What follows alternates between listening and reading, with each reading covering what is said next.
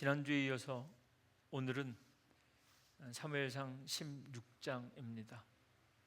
여러분들 성경을 가지고 계시면 보시면 아시겠지만 15장의 마지막이 여호와께서는 사울을 이스라엘 왕으로 삼으신 것을 후회하셨더라, 이렇게 35절 마지막 문장이고요.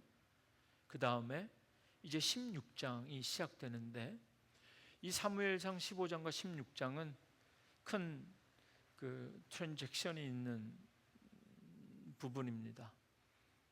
하나님께서 이스라엘 역사상 최초로 세우셨던 최초의 왕 사울을 버리시고 이제 새로운 왕, 이스라엘 백성들은 이 사람을 그들의 역사에서 가장 위대한 왕으로 기억하는데요, 다윗 왕을 세우시는 그 장면, 그 전환기, 변환기에 있는 말씀이 이 사무엘상 15장과 16장인데요.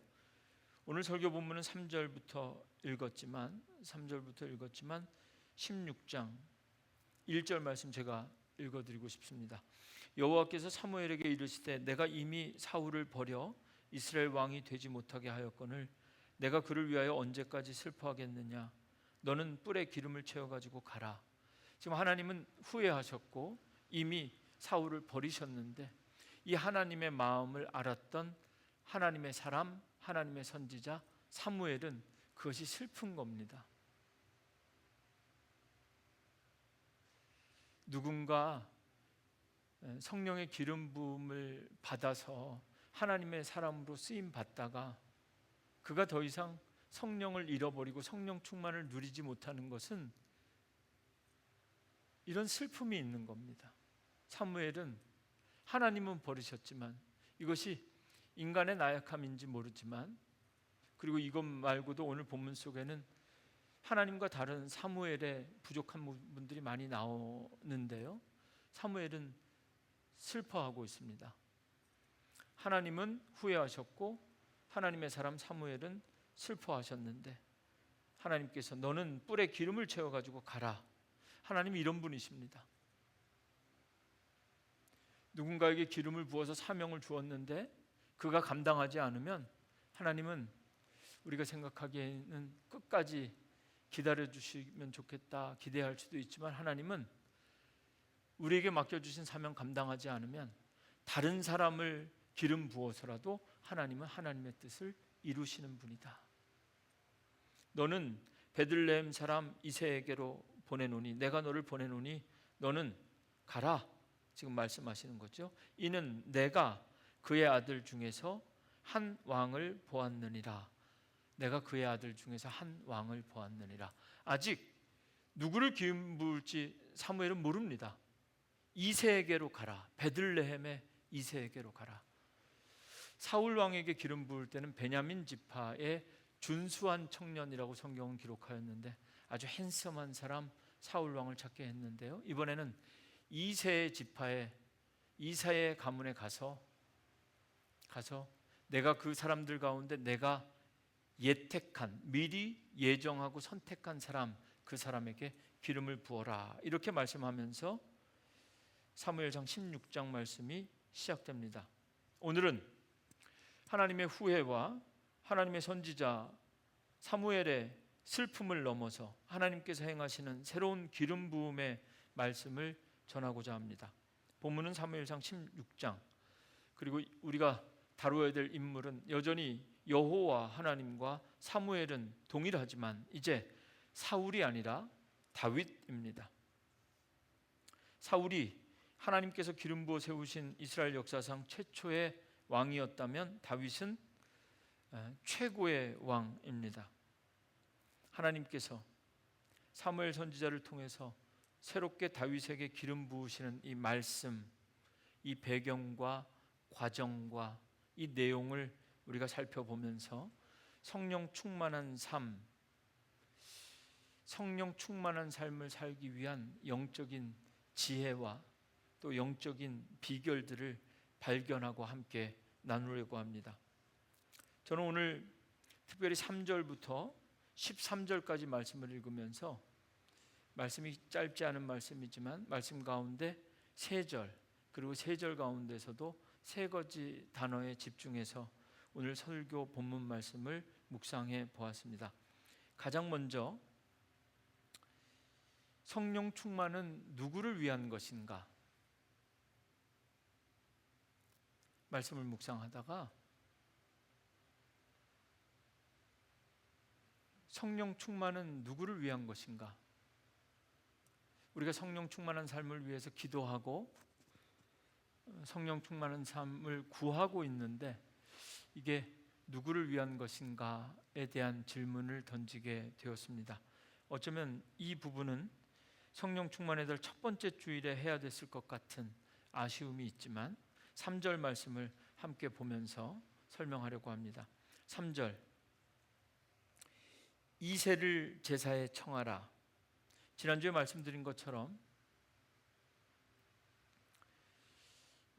하나님은 후회하셨고 버렸다고 했습니다.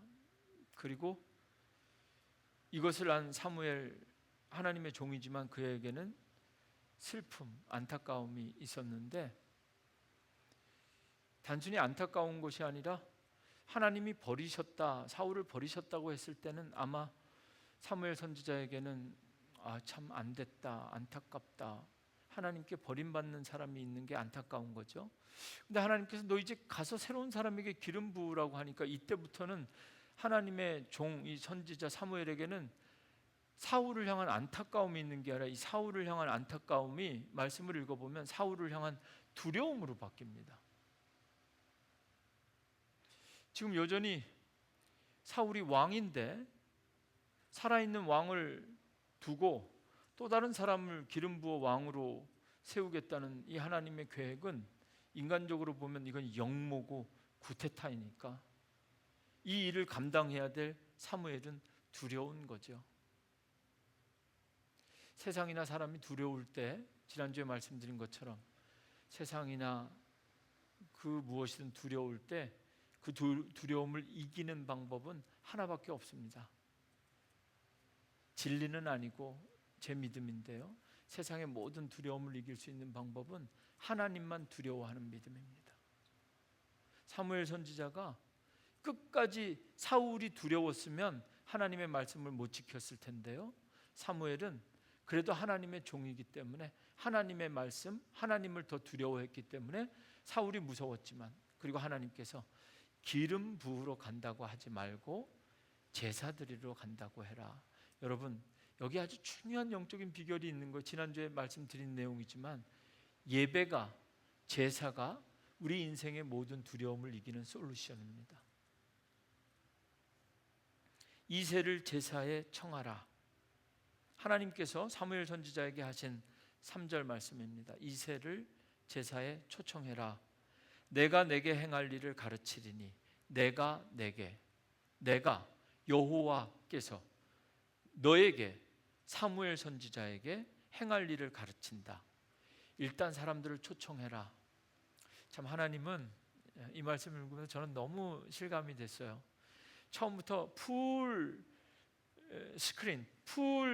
계획을 다 가르쳐 주시면 참 좋을 텐데 일단 초청하고 가면 또 그때 가서 가르쳐 주겠다는 거예요.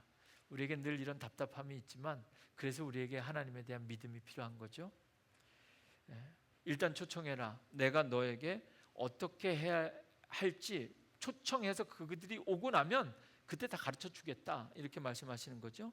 그 다음에 내가 내게 알게 하는 자에게, 여기도 보면 일단 이 세에 있는 가족들 다 모아놓으면 참 하나님은 이때쯤, 지금 사무엘은 두렵고 슬프기도 하고 그런데 이새에 가서 제사 드린다고 하고 모이면 그 집 막내 걔 주목해 보다가 딴 사람한테 하면 안 된다, 막내에게 기름 부어라, 이렇게 쫙 얘기해 주시면 참 좋을 텐데 그런 분이 아니신 것 같아요. 내가 내게 알게 하는 자, 이제 다 모이면 알게 해주겠다 말씀하고, 그리고 나를 위하여 기름을 부을지니라. 제가 이 3절 말씀에서 정말 한 방 맞은 것 같은 충격을 받은 말씀은 나를 위하여입니다. 나를 위하여. 다른 말씀은 다 쉽게 이해를 했는데요, 나를 위하여. 한 번도 이 말씀을 읽으면서 이번 주 설교 준비할 때처럼 이걸 느끼지 못했었는데 나를 위하여라는 단어가 있더라고. 기름을 붓는데 다윗을 위하여가 아니라 여호와 하나님 자신을 위해 나를 위하여 붓는다는 말씀인가? 그래서 이 한글 개역 성경에 나를 위하여로 번역된 이것을 다른 본문도 다 봤는데요. 한글 성경은 예전 한글 개역과 개정 성경은 똑같이 나를 위하여라고 번역했는데 다른 성경들은 번역이 다 현대인의 성경 공동 번역 다 다릅니다. 그래서 좀 더 전문적인 학자들의 주석서를 찾아보니까요, 이건 번역자의 자유에 맡길 수밖에 없다, 이런 평가들이 있더라고요. 히브리어 원어로 살펴보니까 나를 위하여라는 이 단어 자체가 없어요. 그래서 아마 최근에 나오는 현대인의 성경이나 쉬운 성경에는 그냥 내가 내게 알게 하는 자에게 기름을 부을지어라, 이렇게 그냥 이 부분을 생략한 것 같아요, 제 생각으로는. 그런데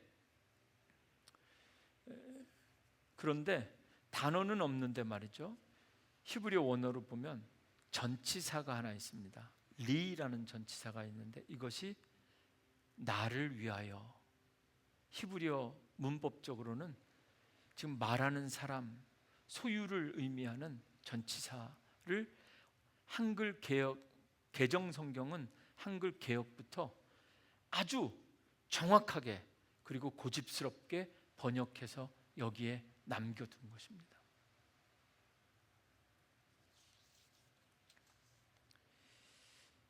이 전치사 리라는 단어는 이곳 3절에만 있는 것이 아니라 제가 좀 관심 있게 찾아보니까 이 사무엘상 여기저기 나오더라고요.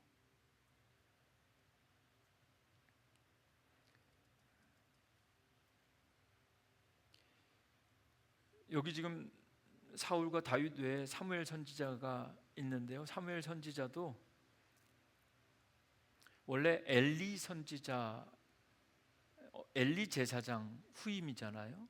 엘리 제사장 홈리와 비느하스 그 아들들이 제사장의 직분을 자녀들이 물려받지 못해서 하나님께서 이 가문을 폐하고 새로운 사람 사무엘을 제사장으로 세울 때도 이 단어가 들어갔습니다.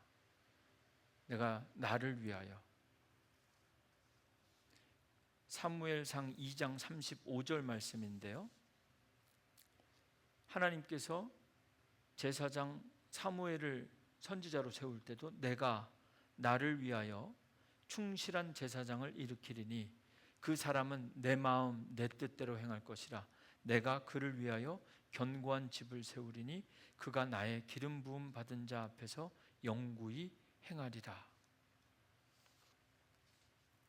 이 3절 말씀을 읽으면서 저도 그렇고 하나님 앞에서 다시 성령 충만함에 대해서 깨닫게 되고 기억하게 되고 결단하게 되는 것이 있는데요, 가장 먼저 성령 충만은 누구를 위한 것인가? 하나님은 지금 이새의 가문이 잘 되라고, 다윗이 잘 되라고, 다윗을 위하여 다윗에게 기름 붓는 것이 아니라 나를 위하여 너는 가라. 그리고 기름 붓는데 나를 위하여 다윗에게 기름을 부어라, 이 말씀인 겁니다. 우리가 성령 충만을 구할 때, 하나님께서 우리에게 성령 충만을 주실 때 그것은 나를 위하여, 나의 건강이나 나의 자녀나 나의 교회나 나의 삶이 아니라 하나님을 위하여 하나님께서 우리에게 부어주시는 것이 성령 충만, 기름 부으심이라는 것.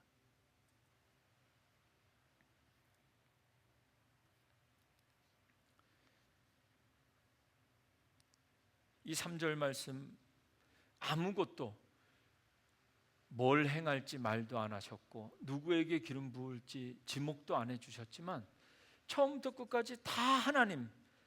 이세를 제사에 청하라. 하나님의 명령이죠. 내가 가르쳐 주겠다. 내가 너에게 알게 하겠다. 그리고 너가 기름 부을 때도 나에게. 어떻게 보면 조금 이상하게 들릴 수도 있는데 하나님은 좀 이기적으로 들릴 수도 있죠. 하나님은 나를 위해서 기름 부어야 돼.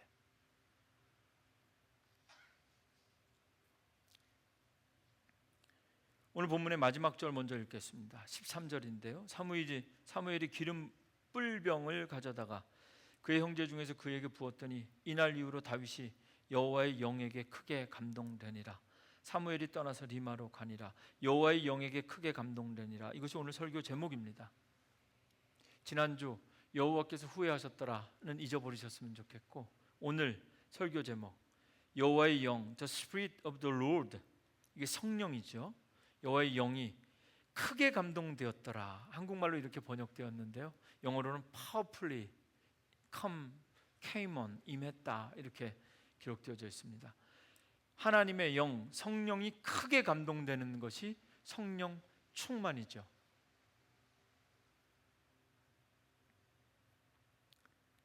우리가 기도하고 구해야 될 성령 충만은 나를 위한 성령 충만이 아니라 하나님을 위한 성령 충만이었으면 좋겠다. 하나님의 뜻을 이루기 위하여, 하나님 자신을 위하여 하나님의 사람을 부르시고 그 위에 기름을 부으신다. 기억해야 됩니다. 하나님의 기름 부으심은 성령의 임재, 그 1차적 목적은 하나님을 위하여, 하나님의 나라와 하나님의 뜻을 이루시기 위하여, 말씀드리는 김에 우리 잘 되라고 우리 위에 기름 부으시는 것이 아니라, 우리를 위해서가 아니라 하나님을 위해서, 여기서 나를 위하여는 내가 아니라 하나님이라는 것. 성령 충만은 하나님의 나라와 하나님의 뜻, 하나님의 일을 위하여 하나님께서 우리에게 주시는 하나님의 은혜요 선물이라는 것입니다.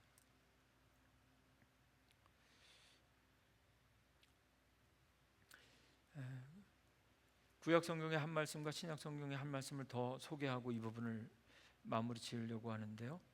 열왕기상, 우리가 지금 읽고 있는 사무엘 이후에 나오는 책인데요. 열왕기상 후반부에 가면 하나님께서 하나님의 선지자에게, 여러분들 한 번쯤 들어보셨을 말씀인데요. 열왕기상 19장 18절 말씀인데, 그러나 내가 이스라엘 가운데 7,000명을 남기리니 다 바알에게 무릎을 꿇지 아니하고 다 바알에게 입맞추지 아니한지라. 하나님의 말씀인데 바알에게 무릎 꿇지 않고 바알에게 입맞추지 않은 사람 7,000명을 남겼다, 이렇게 되어 있죠. 여기 열왕기상 19장 18절 말씀 7,000명을 하나님께서 남기셨는데, 그냥 원문은 누구를 위하여 남겼는지에 대한 언급이 없습니다. 7,000명을 남겼다라고 되어 있는데, 여러분들 혹시 성경책 가지고 계신 분들 보시면 요즘 성경은 너무 좋아서 이렇게 각주가 달려 있잖아요. 이 열왕기상 19장 18절 끝에 로마서 11장 4절 이렇게 기록되어져 있을 겁니다.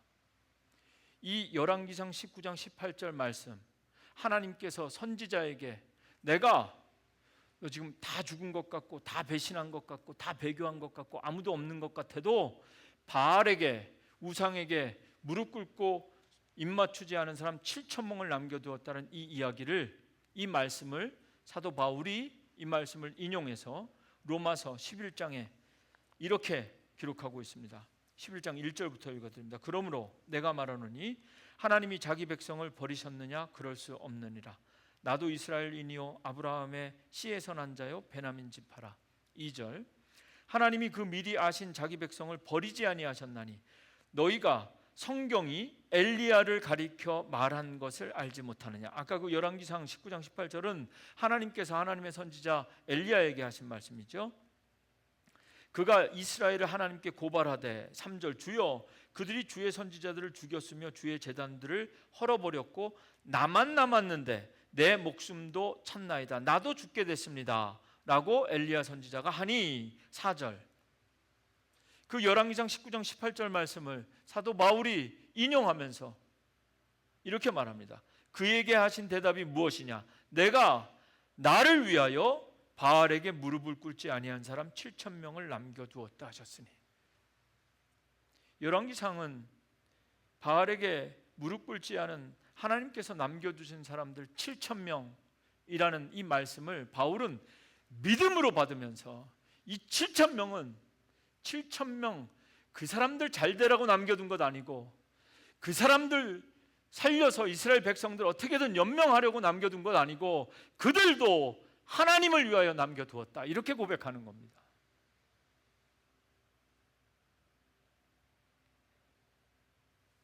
성령 충만을 구하고 또 묵상하는 우리에게 필요한 믿음이 이 열왕기상 19장의 말씀을 로마서 11장에서 고백하고 있는 이 사도 바울의 믿음이었으면 좋겠다.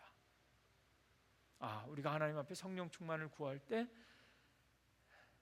나의 나된 것이 하나님의 은혜임을 고백하며 나 잘 되기 위한 것이 아니라 끝까지 예수로 죽고 나는 죽고 예수로 살기 위하여, 나는 죽고 예수로 살기 위하여. 사도 바울은 이 로마서 11장 5절에서 이렇게 마무리합니다. 그런즉 이와 같이 지금도 은혜로 택하심을 따라 남은 자가 있느니라. 지금도 하나님은 자신을 위하여, 하나님 나라, 하나님 뜻, 하나님 사명을 위하여 지금도 사람들을 택하시고 그 위에 기름을 부으시는 분입니다. 성령 충만은 누구를 위한 것인가? 나를 위하여. 여기서 나는 기름 부음 받는 내가 아니라 나에게 기름 부으시는 그분 하나님이라는 것. 내게 주신 성령의 은사도 하나님을 위한 것이고 내가 가진 성령의 열매도 결국은 하나님과 하나님 나라를 위한 것. 실망하셨을 수도 있지만 나 잘되라고 주시는 것이 아니라 철저하게 하나님을 위하여 하나님은 지금도 하나님의 사람들에게 기름 부으시고 성령 충만함을 허락하신다는 것. 이 성령 충만의 달 네 번째 주일에 오늘 주신 말씀, 하나님께서 새로운 사람에게 기름 붓는 이 장면에서 우리가 꼭 확인하고 기억해야 될 말씀이라 생각됩니다. 이제 두 번째 질문인데요, 성령 충만은 어디에 그리고 누구에게 임하는가? 이어지는 6절부터 마지막 13절은 이제 하나님께서 사무엘 선지자를 통해서 새로운 사람에게 다윗에게 기름 붓는 그 과정, 그 내용을 자세히 기록하고 있는데요, 6절 말씀입니다. 그들이 오매, 이세 아들들이 다 모였습니다. 사무엘이 엘리압을 보고, 엘리압은 첫째입니다. 엘리압을 보고 마음에 이르기를 여호와의 기름 부으실 자가 과연 주님 앞에 있도다. 하나님께서 처음부터 가르쳐 주시지 않았기 때문에 하나님의 선지자는 딱 모일 때 처음 딱 맏아들 엘리압을 딱 보자마자 사무엘 선지자는 이 사람이다 이렇게 생각했다는 거죠. 그런데 7절 여호와께서 사무엘에게 이르시되 그의 용모와 키를 보지 말라. 내가 이미 그를 버렸노라.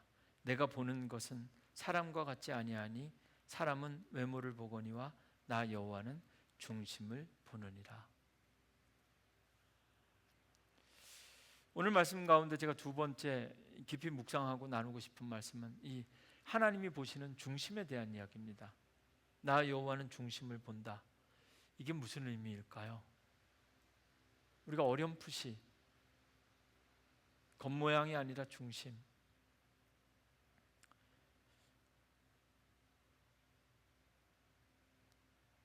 칠 절 말씀만 읽으면 조금 오해의 여지가 있습니다. 다윗이 못생긴 것처럼 생각될 수가 있죠. 엘리압은 잘생겼고, 그 7절에 여호와께서 그의 용모와 키를 보지 말라, 이 말씀을 우리가 상상해 보면 엘리압의 용모와 키를 보고 사무엘은 그렇게 생각했다는 거죠. 하나님이 말씀하십니다. 나는 너희들이 생각하는 것과 같지 않다.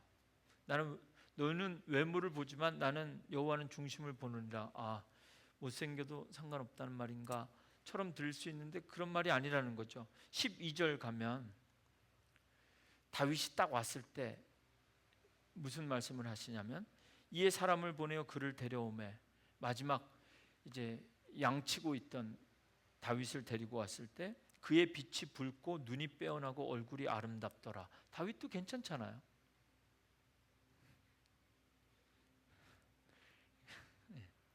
오늘 설교를 통해서 우리는 다윗에 대한 오해를 좀 풀 필요가 있습니다. 다윗도 얼굴이 괜찮아요. 하나님이 중심을 본다는 건 어떤 의미인가? 저는 다시 7절로 돌아가서 나 여호와는 중심을 보느니라. 성령 충만한 삶을 위해서 이 말씀을 우리가 좀 잘 이해할 필요가 있겠다. 성령 충만이 어디에 임하는가? 하나님께서 누구에게 성령 충만을 허락하시고 누구에게 기름을 부으시는가? 결국 하나님께서 중심을 부었기 때문에 다른 사람은 안 되고 다윗의 중심을 부었기 때문에 이 7절 말씀에서 나 여호와는 중심을 보느니라. 하나님께서 보시는 중심은 무엇일까? 우리 마음대로 해석할 수가 없잖아요. 제가 조금 주목했던 건 7절 말씀, 그 말씀 속에서 내가 보는 것은 사람과 같지 아니다. 여기를 주목해 보았습니다. 뭐 외모냐 중심냐 이게 중요한 게 아니라 여전히 우리는 중심을 보도 우리가 보는 건 매한가지일 거라니까. 성령이 어디에 임하는가? 우리가 생각하는 것과 같지 않다는 거예요. 아, 이거구나. 우리가 이 정도 기도하면 이제는 성령 충만은 아니어도 성령 정도, 이 정도 헌신하면, 그리고 목사 정도 되면 뭐 이렇게 우리가 생각하는 것들이 있잖아요. 그것과 같지 않다는 거예요. 하나님이 보시는 중심을 이해하고 우리 삶 가운데 적용하는데 저에게는 내가 보는 것은 사람과 같지 않다. 이 말씀이 너무 중요하게 여겨집니다.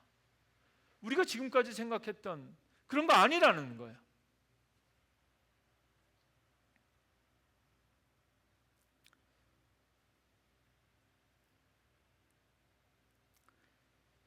성령 충만을 구할 때도 그렇고 성령의 기르심을 받을 때도 그렇고 우리가 먼저 인정해야 될 것, 이거 주시는 것도 우리가 아니라 하나님을 위해서이시지만 성령의 기름 부음을 받는 것도 우리의 생각과는 완전히 다르구나.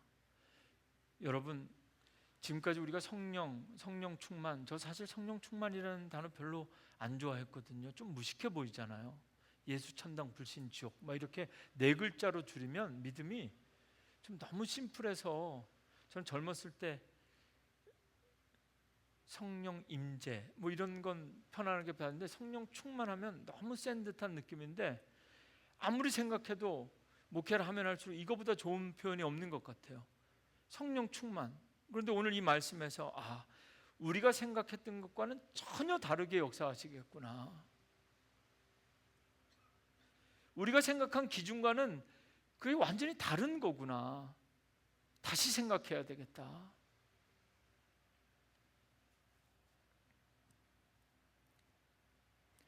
나 여호와는 중심을 보느니라. 이 말씀을 묵상하면서 하나님께서 보신다는 중심은 무엇일까를 끊임없이 생각하는 것이 아니라 아주 간단하게 저는 이 문제가 해결됐습니다. 간단하게 중심이 무엇일까를 고민할 필요가 없이 하나님의 생각은 나와 다르다. 이것만 인정하면 이쯤 되면 나에게도 성령을 주실 만한데 아니라는 겁니다. 저 사람은 반드시 성령 충만할 것 같은데 아니라는 겁니다. 제가 설교자로서 뭔가 더 설명드리고 싶은데 더 설명할 수가 없습니다. 우리와는 다르시기 때문에. 책임을 가지고 한 가지, 하나님은 기름 부으실 때 중심을 본다는 얘기는 중심을 좋은 사람을 찾아서 주신다는 게 아니라 우리가 보는 것과는 다른 기준으로 하나님께서 선택해서 하나님 주권적으로 하나님 마음대로 우리가 아무리 노력하고 선행적으로 노력해서 좋은 행실로 그거 해서 이제 너는 됐다, 그쯤 되면 내가 너에게 기름 부어줘야 되겠다, 이런 방식으로 주시지 않고 하나님 그냥 하나님 좀 너무 가게 표현하면 그냥 하나님 마음대로 그냥 하나님께서 기름을 누구에게 부으실지 그 사람을 선택하는 기준이 어디에 있는지 저는 잘 모르겠습니다. 한 가지 예수님의 말씀 속에서 힌트를 찾아보자면 한 가지 추측해서 여러분들에게 소개해드리자면 예수님께서 말씀하셨습니다. 나중된 자가 먼저 되고 먼저 된 자가 나중된다. 하나님의 선택은 늘 우리의 생각과 달라서 이렇게 파격적이고 때로는 역설적입니다. 나중된 자가 먼저 되고 먼저 된 자가 나중된다는 말씀에 기초해서 성경을 읽으면 성경은 처음부터 그 얘기를 하고 있습니다.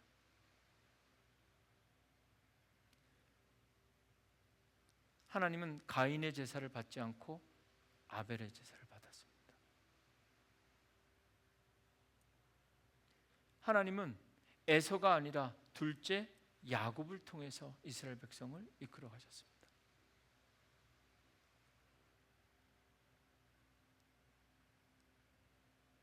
맏아들이 아니라 차남을 통해서 나중된 자가 먼저 되게, 요셉도 그렇죠. 요셉이 마치 다윗과 같습니다.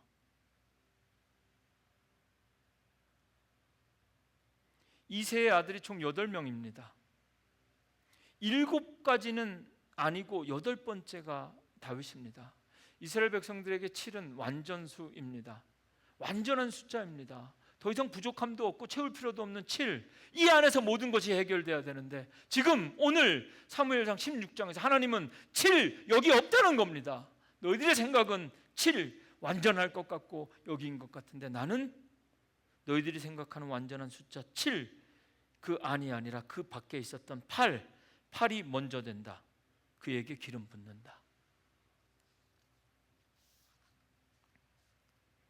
성령 충만에는 순서가 없고 최초라는 것보다 중요한 것이 어쩌면 최초의 왕 사울보다 최고의 왕 다윗이 될 것인데 하나님은 가장 나중된 자에게도 가장 큰 은혜를 베푸시는 분.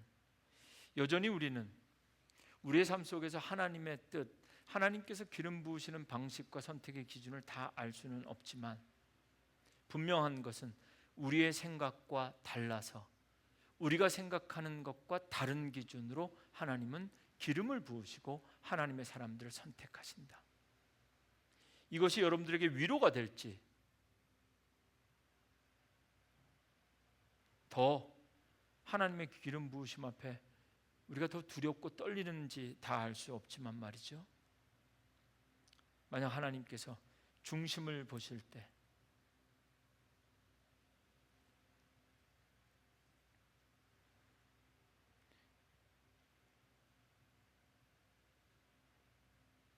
사울에게 기름 부을 때 사울 왕은 사무엘 선지자가 도착했을 때 본문에 보면 사울 왕은 짐 속에 있었고요.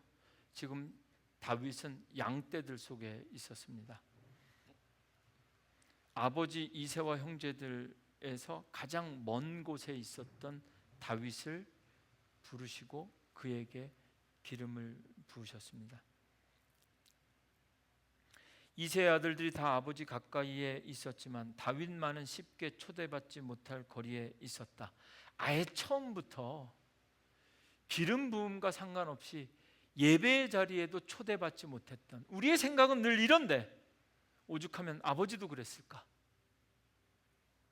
오죽하면 하나님의 사람 사무엘도 첫째가 들어오자마자 하나님이 이 사람을 예배하셨구나, 다 이렇게 생각했는데 하나님은 이 모든 아버지 이새의 생각도 사무엘의 생각도 다 뒤집어 엎으시고 하나님의 방식대로 하나님의 뜻대로 하나님을 위하여 하나님께서 선택한 사람에게 성령을 부으셨다.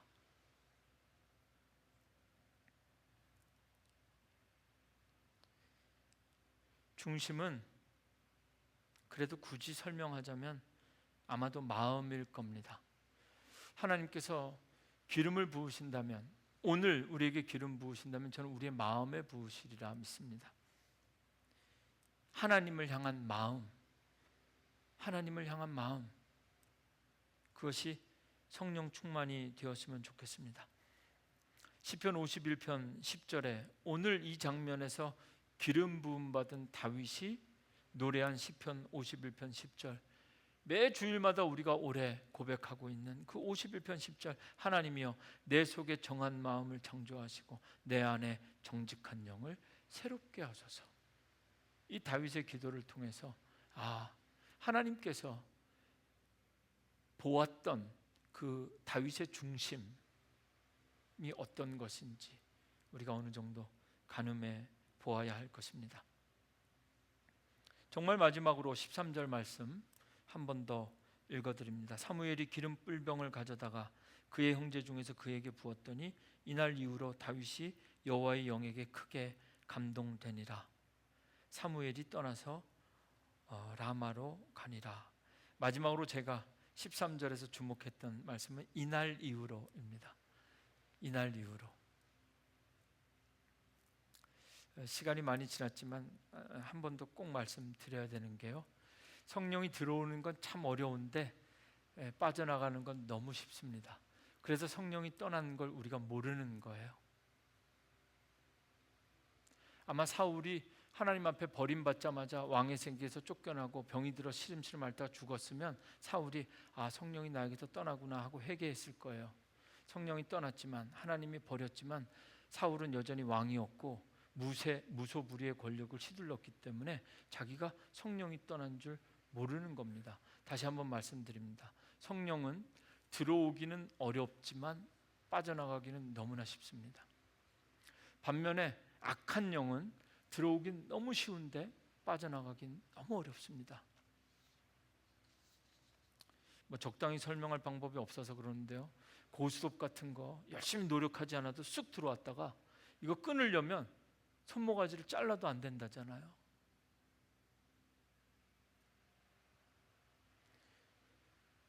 성령의 기름 부음을 받고 그리스도인으로 살면서도 성령 충만하지 못하는 건 아주 오래전에 한 번쯤 우리가 받았을 그 과거에 주신 기름 부음 가지고 평생을 살기 때문에 그렇습니다. 여기 13절에 이날 이후로 다윗이 여호와의 영에게 크게 감동되었더라. 날마다 하나님께서 새롭게 주시는 은혜가 있어야 됩니다. 아직도 첫사랑, 첫 은혜, 처음 예수 믿었을 때 그 감격, 귀한 거, 소중한 거 알겠는데요, 조영남처럼 평생 노래 하나 가지고 하는 거 아니라 날마다 하나님께서 새롭게 주시는 새로운 은혜를 구하고 누리는 것. 지난주에 예배 마치고 성전을 떠나가실 때 주차장에서 어느 권사님과 함께 나누었던 짧은 대화를 소개하고 마치겠습니다. 어느 권사님이 가시길래 제가 인사드렸어요. 목사가 늘 하는 말이죠. 권사님 조심해서 가시고 다음 주에 또 뵙겠습니다. 그랬더니 이 권사님이 아주 미안한 표정으로 저에게 목사님 죄송한데 다음 주는 못 와요 그러시더라고요. 그 물어보는 제가 또 죄송해서 얼른 이 분위기를 좀 바꿔보려고 괜찮아요 권사님, 다음 주에 못 오셔도 괜찮아요. 날마다 새벽 기도 하시는 분이거든요. 날마다 새벽에 같이 기도해 주시는 것만으로도 너무 감사해요. 제가 그랬어요. 그랬더니 권사님이 한 말씀 하시는 게 그게 아주 오랫동안 저에게 남았어요. 뭐라고 말씀하시냐면, 목사님, 이 새벽에 제가 기도하는 거 감사할 일이 아니라 새벽마다 저는 그 시간이 너무 기다려져요. 이렇게 말씀하시더라고요. 누굴까 생각하지 마세요. 여러분들 표정이 딱 보니까 누굴까가 중요한 게 아니에요. 새벽에 평생 새벽 기도를 하는 목사도 나에게도 새벽 기도가 기다려지나? 이분은 성령 충만하시구나. 제가 그 생각을 했어요. 기다림이란 이런 겁니다. 오늘도 이 예배가 어제부터 기다려졌다면 그 기다림 속에 하나님께서 기름 부어 주실 줄로 믿고, 무언가 성령 충만을 향한 우리에게는 그런 기다림이 필요합니다. 예배를 향한 기다림, 말씀을 향한 기다림, 그 기다림 속에 하나님께서 풍성하게 부어주시는 기름 부음이 있기를 주님의 이름으로 축원합니다. 아멘.